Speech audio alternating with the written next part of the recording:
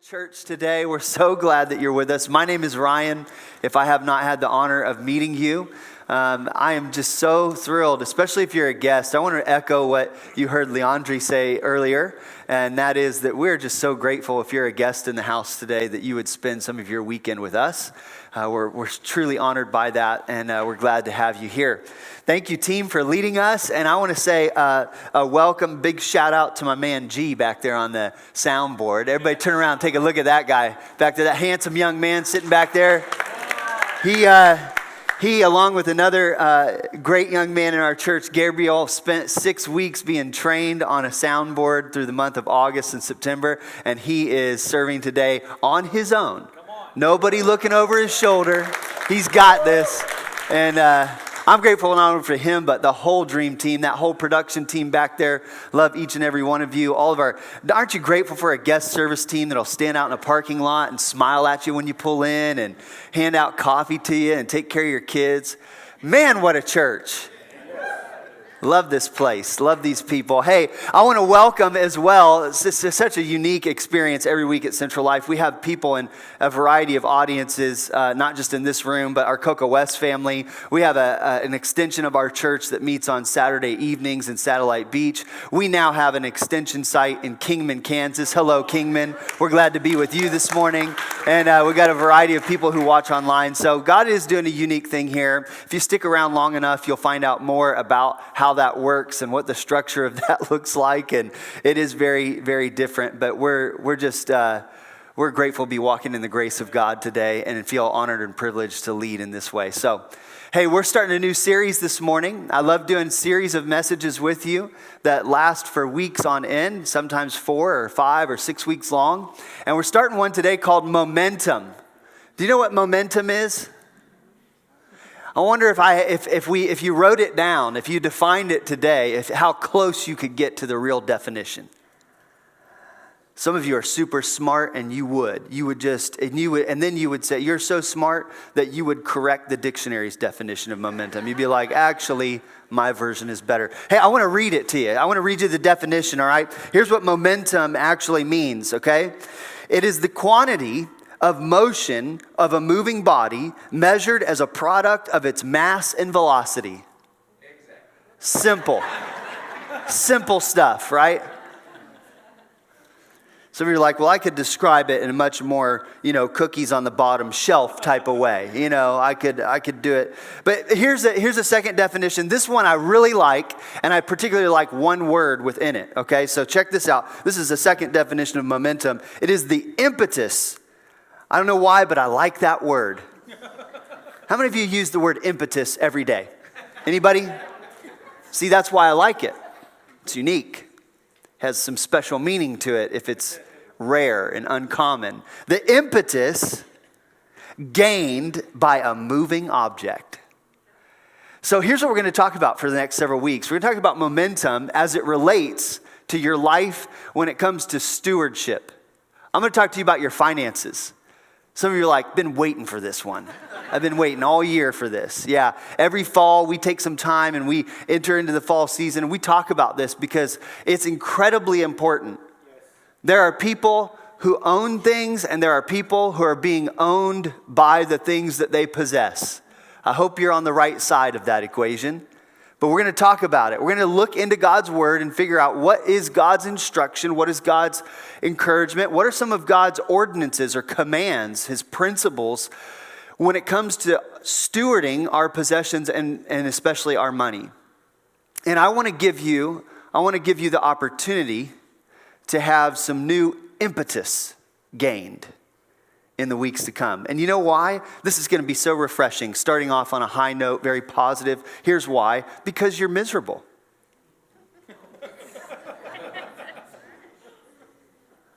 Now, I'm not a particularly negative person or one of those doomsday people. You got some doomsday people in your life.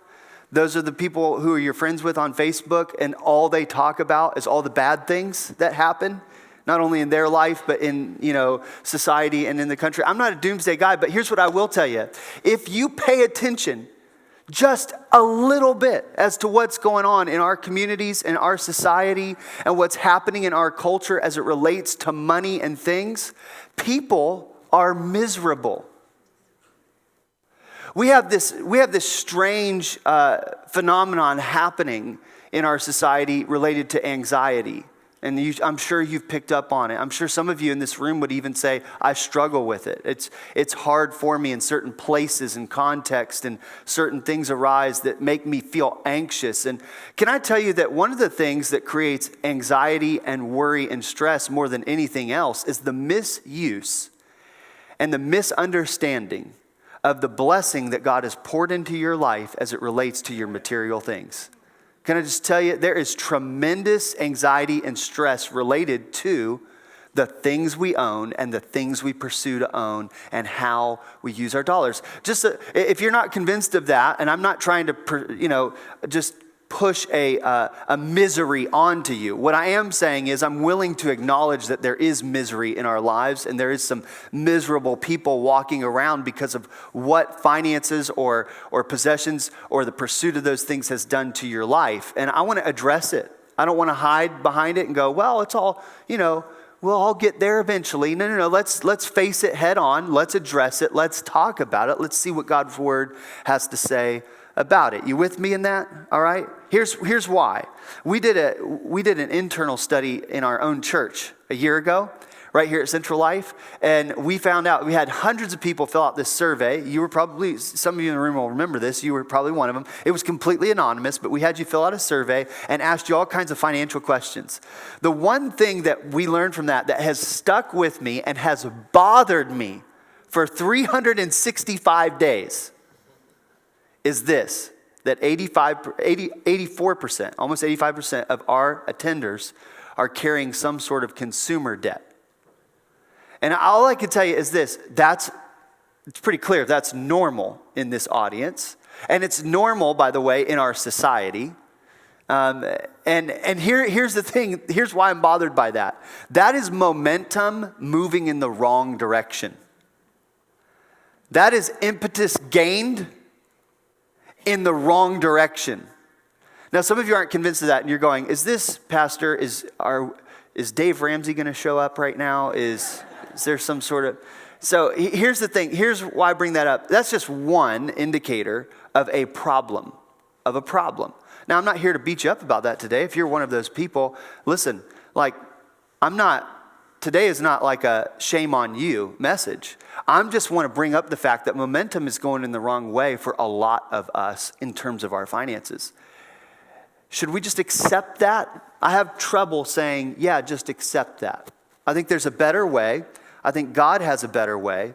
Now, let me just broaden it, okay? And take our eyes, not just put our eyes on the Central Life family, but let's go broader than that. Let me give you some statistics about Americans in general, okay?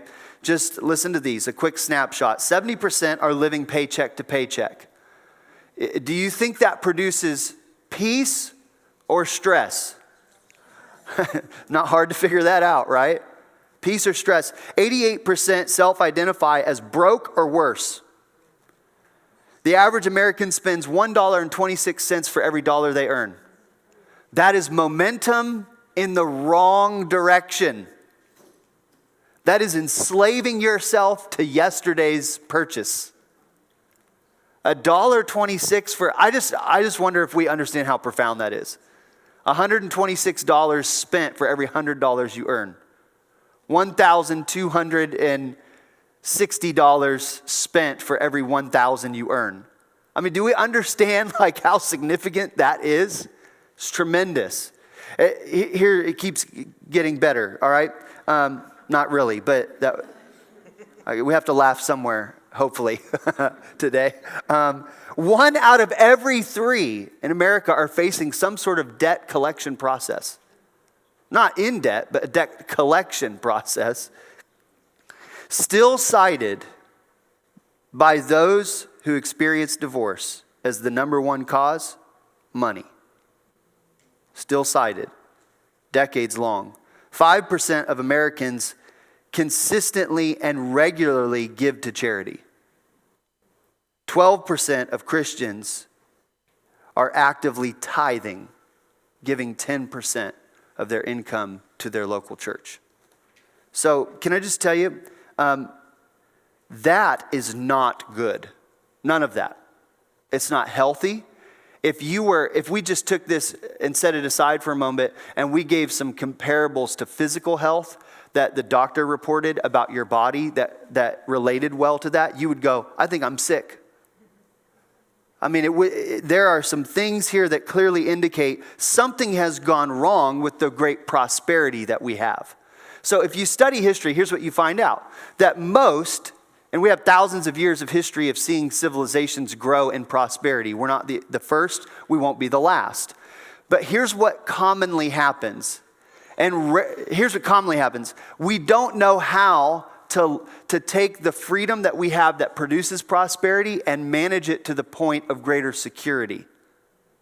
There's a trap that prosperity brings if you're not careful, and that trap is the abuse of it, the taking for granted of it. Now, this is not, by the way, some of you would read between the lines and say, I think Pastor Ryan hates prosperity. I think he hates money. I think he hates any form of wealth. No, I don't. And this is not a message that's going to lead to, we'll all take a vow at the end, a vow of poverty. That ain't happening. That ain't happening. I'm not trying to lift up prosperity or push it down, and I'm not trying to lift up poverty or push it down as the right way, the pathway. I'm telling you, there's a misery in our lives as indicated by our financial behaviors as a people that tells us something's not right. Something's not right. And if you abuse prosperity long enough, the whole system can actually crash. The whole thing can come crashing down. If you don't pump the brakes on the wrong momentum in your life and make a U-turn, eventually momentum has a way of crashing if you're not careful. And so I just want to kind of introduce today how do we move out of, I want to get you past the misery. If that's you, and now if I've assumed incorrectly upon your life, then that means you've made some sort of progress and have momentum moving in a healthy direction. And of all the people in this place, you should be the most excited about what we're going to talk about. Because there's less recovery for you in the weeks to come. And there's more experience, or maybe there's a season of favor on your life that you go, I think I've learned some things along the way that I could help some other people. And there's going to be opportunity for it. Pastor Marnus just talked to you about the dream team, opportunity to serve. Wow, here's what I'm going to do in the next 4 weeks. I'm going to some of you are going to reach a point where you realize I'm not going any further without making a correction. And you know what that's going to produce? A little bit of practical problems in our church, where we have to come alongside of you and help you take the right steps. Some of you who are not in a season of desperation or misery, but you're doing well, you need to step up and let us know that and go, hey, I can help. I can help. I don't mean hand out money. I mean, I can help give some direction. And so we do some things like financial coaching and other things. There's opportunity for that. If you fall in that category, let us know. Fill out a connection card. We've only said it to you like 1,000 times. If you want to say something to us, fill out a connection card. So fill it out. Tell us about it. And say, hey, I can help in this way. We will connect you to some points of need. And so here's the thing.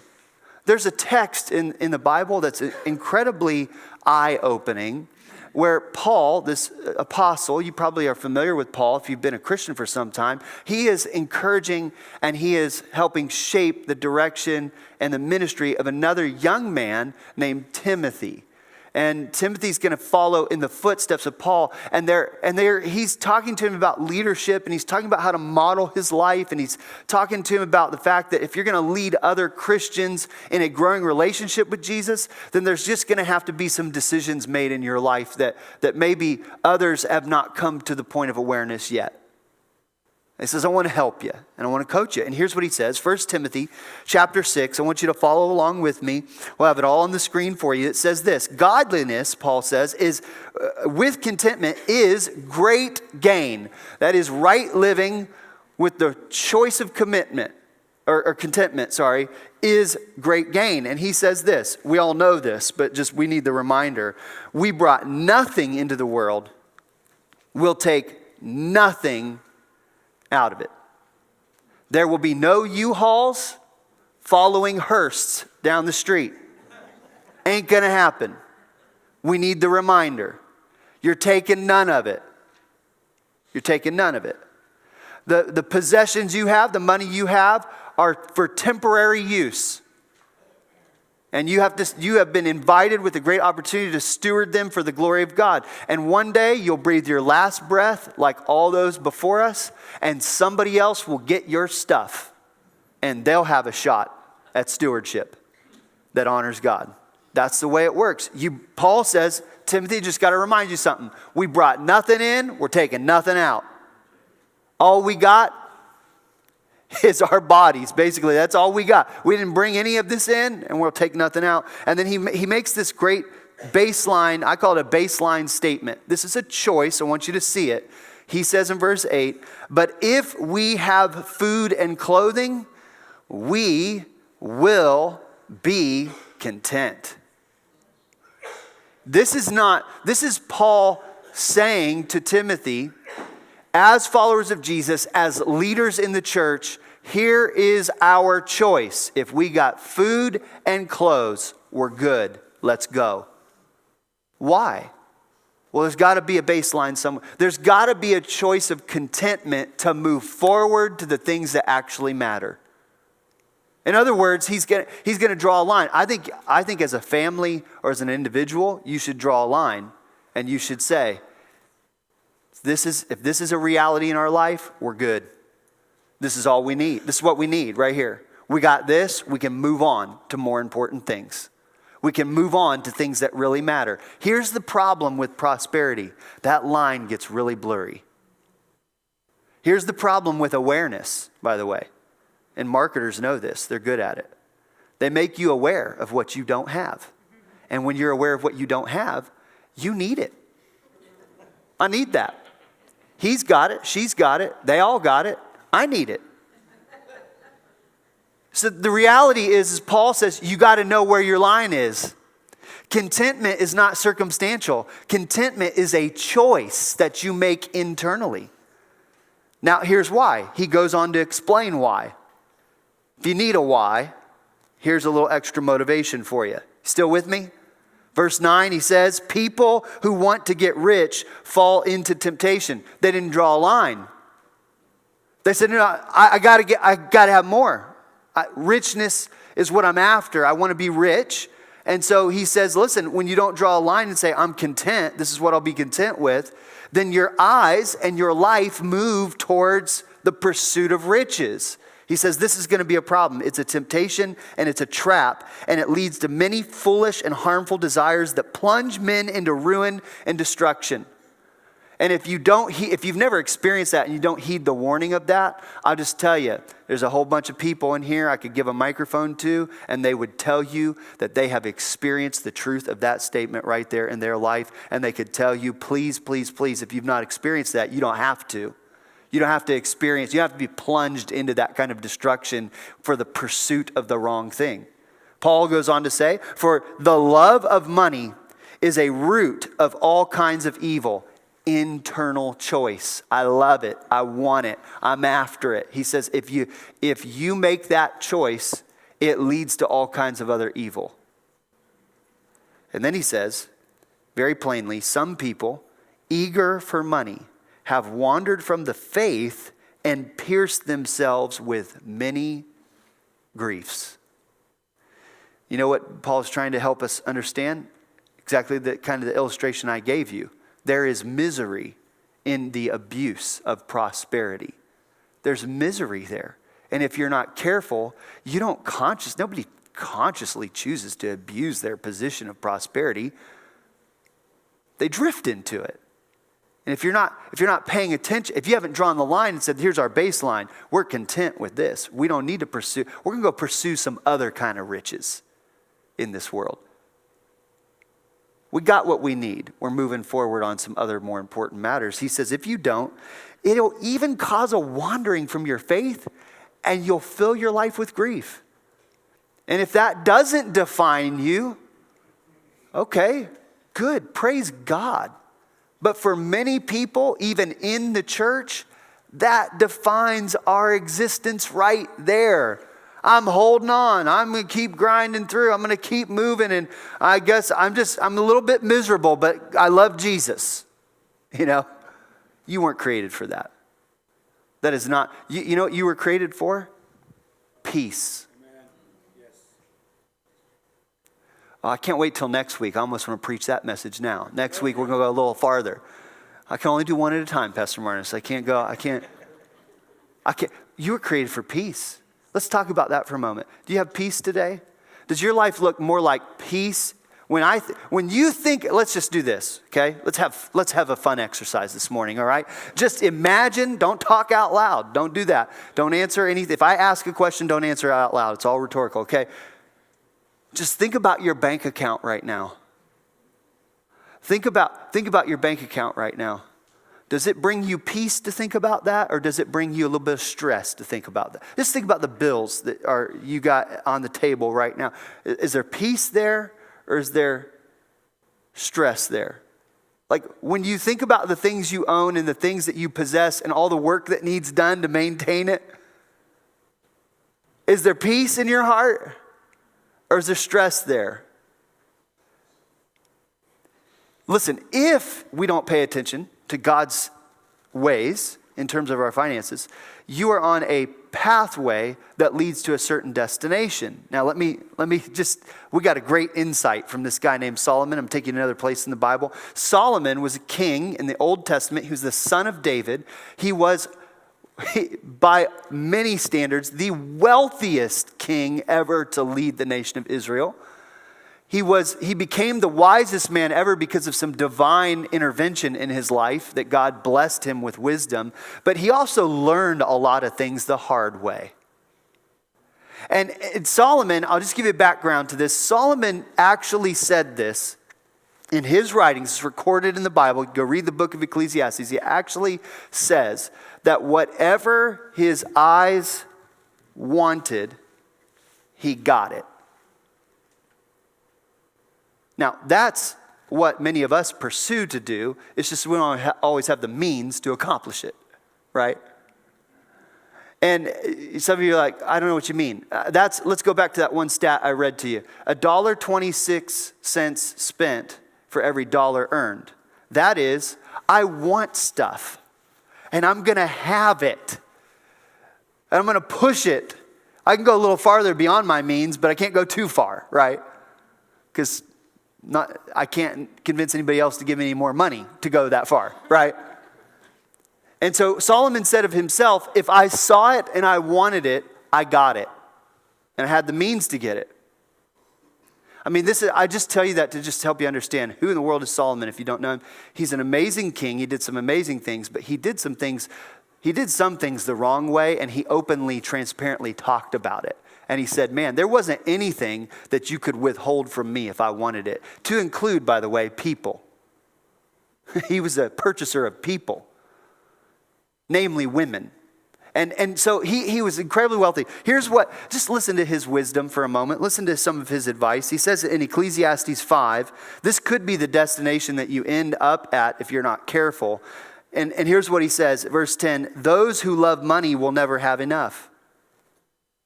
How meaningless to think that wealth brings true happiness. The more you have, the more people come to help you spend it. Don't win the lottery, y'all. I mean, let's back it up. Don't play the lottery, okay? They're going to come help you spend it if you win it, all right? So what good is wealth except perhaps to watch it slip through your fingers? People who work hard sleep well, whether they eat little or much. But the rich seldom get a good night's sleep. Let me just give you Pastor Ryan's summary of those statements, okay? Here it is. The more I have, the more I want. The more I have, the less I'm satisfied. The more I have, the more others want it. The more I have, the more I realize it doesn't meet my needs. The more I have, the more I have to worry about. If you're not careful, you can end up towards the end of your life looking back on it going, what did all that pursuit actually get me in the end? Other than more to worry about. So Here's the thing I would say to you. Some of us had some really important decisions to make about how we're dealing with our things, our stuff, and our money. And some of us are going to take a step forward, and there'll be some new impetus gained in the next 30 days. New force, new energy. It'll be the object of our faith. It'll be our one true and living God who gives us new motivation for a new direction. And we're going to look at his principles and his ordinances. We're going to look at the things that he maps out to help us make progress. But listen to me, listen, that recovery is going to take some time. If you've ever broken a bone, isn't it interesting how fast it happens? And so unexpectedly, right? 1 minute, your arm was great. The next, it was folded in half, and you were like, how did that happen? Right? And a good doctor can reset that broken arm very quickly, but the recovery takes weeks. And depending on how severe it is, it could take months. Right? Some of us have a pathway of recovery we're going to commit to. And you know what? At first, it's going to feel like there's no momentum. Like we're not moving in any direction. It'll feel so backwards from us. You know, here's my only encouragement to you. Just don't forget this, that money doesn't follow the law of Pinocchio. All right? There's not an immediate response or immediate revelation to the decision that you made. You don't feel it right away. You remember Pinocchio, right? When he lied, what happened? His nose grew. When you make a right decision financially, you're not just going to fall into freedom now. No, you're going to have to take another step and another step. It follows the law of the harvest. You're going to have to plant some seeds. You're going to have to move it. And guess what? Maybe just a few months from now, you'll have some new momentum. Because you were faithful to apply God's principles, you'll have new momentum in your life. God forbid we'll be a year from now and still be at the same place we were financially the year before. God forbid that we would be a year from now at the same level of contentment that we were before. Amen.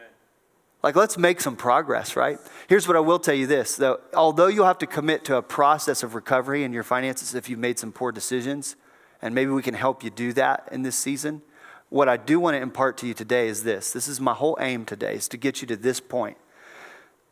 It only takes one moment of surrender to experience the peace of God. It might take you weeks and months, maybe even a few years to recover from some poor decisions and some poor behavior in an arena of life like finances. But you can experience the peace of God in one moment. You are one worship away from experiencing the peace of the living God. In fact, Jesus said it. It's not in your text on the notes today, but Jesus said it in John 14. He said, I've got a peace. Oh man, I've got a peace the world does not have. And I'll give it to you. I'll give it to you. Man, I want that. I want to believe that you want that. How do we get there? I want to take you to a place that doesn't seem like it has a lot of connection to money, although it has a very deep connection. You just have to look below the surface of it. It's a psalm, Psalm chapter 62, and it reads this way. It says, in verse 5, find rest, O my soul, in God alone. You know, some of us just need to hear that because we put rest and security in what we were able to pile up in our possessions. And it's a false sense of security. God is alone. God alone is our rest. My hope comes from him. He alone is my rock and my salvation. He is my fortress. I will not be shaken. My salvation and my honor depend on God. He is mighty. He is my mighty rock, my refuge. Trust in him at all times, O people, and pour out your hearts to him, for God is our refuge. Selah. Do you know what a Selah is in the Psalms? It's a pause.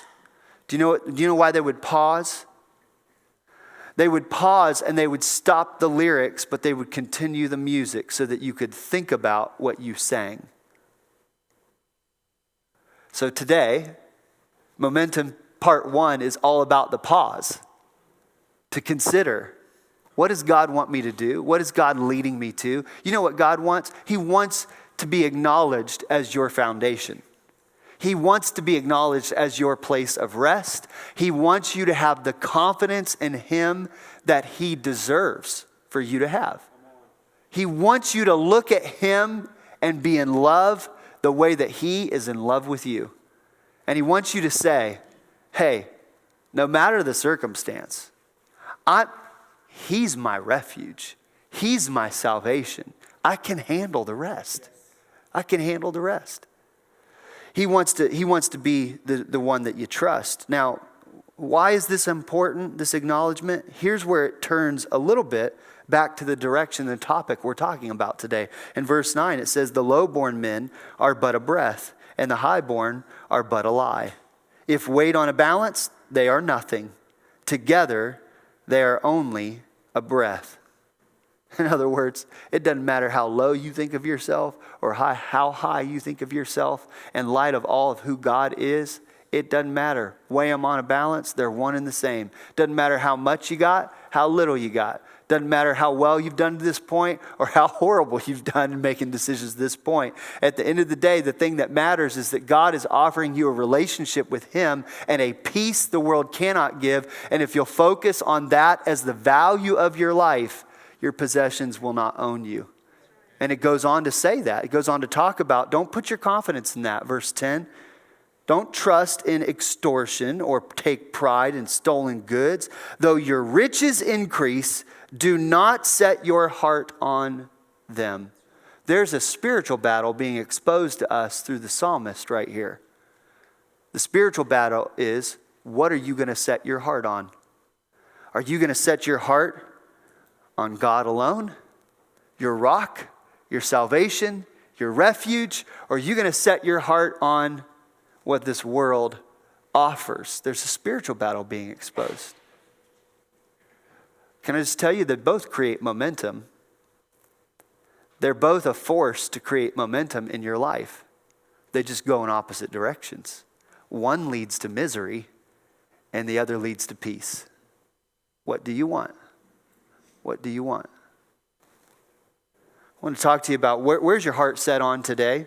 Can I walk you through a couple of things that I think are important in decision making? I want to lead you through some decisions today as we close. And really 3 things I want you to consider, because God, do you know that God reveals his heart to us? That's what you set your heart on. If you're curious, if you want peace and you want to lay down the misery that you've experienced through some of the behaviors that you've had, then what's the step towards peace actually look like? Well, the psalmist would say, set your heart on God and set it on the God who's defined himself to you. That's not ambiguous. Well, who is God? What's valuable to God? How has God revealed his life and his heart to us? He has, very clearly. Can I walk you through a few of the things God's revealed? I'm not going to give you an exhaustive list. I just want to give you a few things that I think might help settle your heart today on what matters most. I want to help you with this topic. And so here's what I want you to think about, okay? One is that God is a giver. So my first encouragement to you is set your heart on giving, not getting. God has revealed to us he's a giver. You can't even study the life of Jesus and miss that. Like you couldn't just read in one sitting through the Gospels and go, God's giving? I had no idea. I didn't pick that up in the text. He gave you and I his son. My son turns 8 years old tomorrow. I'm getting a little older. I feel great. I clearly look great. But I'm getting, like, to think I have an 8-year-old is kind of funny. I'm like, wow, 8 years old. This is happening, real life. I ain't giving my son away. Never happening. I love that kid so much. I just don't want to ruin him with my love. I think I love him that much. I don't want to ruin him. But when I read that God gave Jesus, my mind can't reconcile that. It's very difficult for me. I don't know about you. I'm just being transparent as your pastor. counseling moment for Pastor Ryan today, all right? I struggle with that. God, I want to trust you with the life of my kids, but man, I love them so much. And sometimes I forget they're not mine. They're not mine. And my God is a giver. He gives, even his son. It's mind-blowing. Here's what the book of Acts says it this way. Look at the text here. You'll never likely go wrong here if you keep remembering that your master said, you're happier giving than getting. God is a giver. Be like him. Set your heart on his revealed heart. He's a giver. This series is not going to end in an offering, by the way. Some of you are like, you just setting us up, Pastor. You just getting ready to, do that spiritual arm twisting there at the end of the series. No, I'm really not. No, we're going to lead you to give an offering at the end of the year, a few months from now, like we always do. That's always about what God could do through us, not because we need to pay something back or reverse course. No, here's my, be a giver. Giving is more than just your material things. It starts in your heart. Oh, there's so many places I could take you, Paul. I won't. I'll stop, okay? But be a giver. Be a giver with your life. You want to steward what you have well. You want to steward the prosperity that you have well. Be a giver. Be a giver. The second thing is that we learn about God's heart is he loves people, and he actually defines people as true riches. Like people. That's also underscored by the giving of Jesus. If he gives Jesus, we're in relationship with him by accepting that. He loved us that much. He wanted us in relationship. So here's my encouragement to you. Set your heart on true riches. On true riches. Jesus talked about this directly in Luke 16. It's just kind of a cross-reference for you. You can go study it on your own.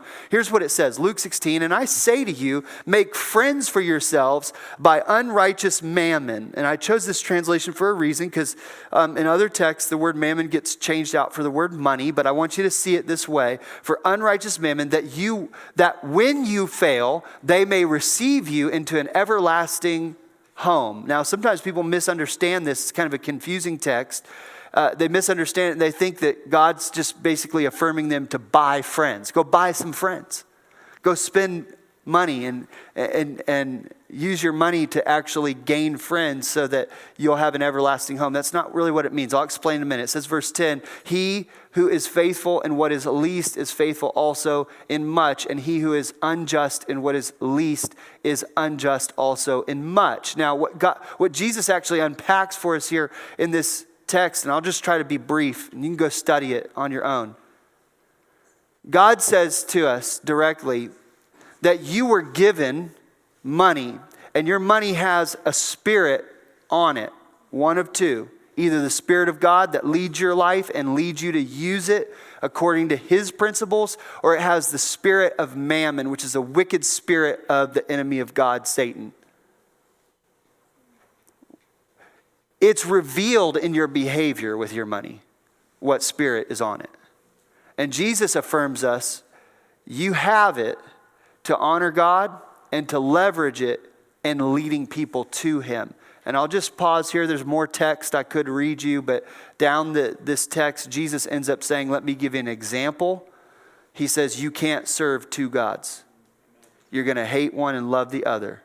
You could try, but it isn't going to work for you. And then the example he gives is directly related to money that has unrighteous mammon, the wickedness of the devil on your life, pursuing to influence you in your life. In other words, here's what God is trying to lead us to. Why don't you use the possessions of your life to bring me glory and honor? And one of the best ways to do that, use it to lead others into a growing relationship with him.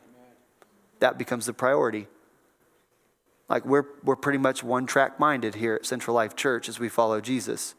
Our whole life, including our possessions, was given to us for that relationship. The third thing we learn about our God and his heart is this. He's an eternal God. He's going to live forever. He was there before it started. He'll be there all the way through. It's hard to think about the end because with God, it's It's never ending. It's everlasting. And so here's my encouragement to you. If you want peace today, maybe it's about setting your heart on giving. Maybe it's about setting your heart on what others need so they can see a revelation of Jesus. And maybe it's this: set your heart, third thing, write it down, set your heart on eternity, on eternal things. There's a heaven in your future. Did you know that? There's a heaven in your future. And here's what the gospel teaches us. Colossians chapter 3. This is so important. Look at this text. Since then you have been raised with Christ. If you have been raised to life in the name and in the power of Jesus Christ, you should pay attention to this right here. If that is your reality, if you are alive today in Jesus Christ, in other words, you are alive beyond your breathing body. You are alive in your spirit. You know that He has marked you with eternity and you'll spend forever with God. Here is God's encouragement to you. Here's His heart for you while you're on earth. While you're here, set your heart on things above. What did the psalmist say? Be careful what you set your heart on. What did Paul write in Colossians to us? He said, set your heart on things above. Why? God's eternal. Where Christ is seated at the right hand of God, set your minds on things above, not on earthly things. Some of us don't have peace today. We don't have peace today. We have stress and we have anxiousness and we have worry related to money. Physical objects, possessions have consumed our hearts. Our hearts are set on those things, and we think once they're settled, we'll have peace. But don't forget this, Solomon said, it is foolishness to think that if you gain more of it, that you'll somehow reach a position of peace. It won't happen. The peace and contentment is a pre-decision before any of that stuff flows in and out of your life. We need peace today. We're going to extend this next week in part 2. So you definitely want to come back and let's stair step this forward and learn more about this peace. But for today, I want you to rise to your feet. We're going to close. And I want to lead you in this thought, okay? This one last thought. So important. If you could just be as quiet and calm as you can. I'm going to be done in just a minute. But for the sake of people who need to make a decision today, God gave. We just talked about that a moment ago. He's a giver. God gave us Jesus, His one and only. And why? Well, His wrath needed satisfied and His mercy needs expressed. His wrath against sin, because it deserves punishment, it needs satisfied, and His mercy needs expressed. And God saw it fit. Man, I don't know why.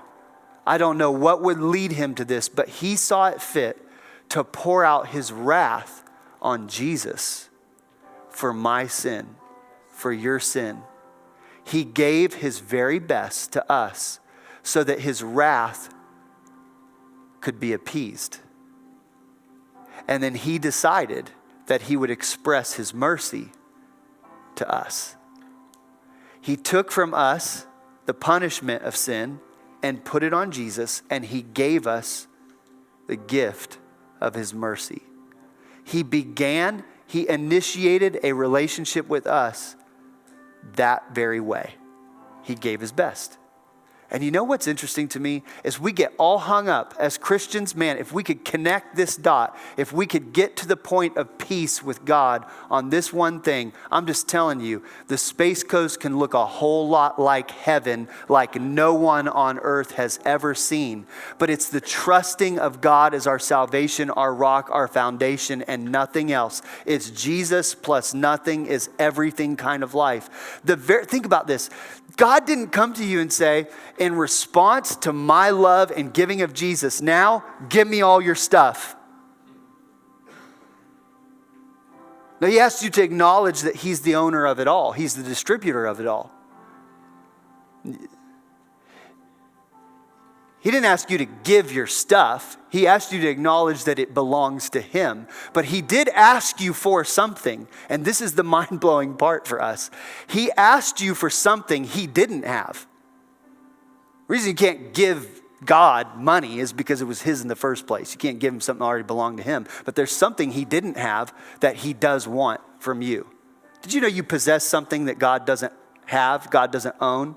Some of you are like, are you going to be a heretic right now, Pastor Ryan? What's about to happen? No. You know what he asked for? He gave you Jesus, and he said, I want something back. I want your sin back. I want the sin that you carry. I want the decisions that you've made to turn your back on me. I want that back. I want it, God said. That sin that brings you guilt, that condemns you, that makes you feel ashamed, the stuff that you've done in the last 7 days that if we knew about, you would be so embarrassed. Jesus says, I want that. In response to my life being laid down, I want you to bring that stuff and I want you to lay it at my feet as a gift to me. Bring me your sin and I'll give you my mercy. What a God we serve.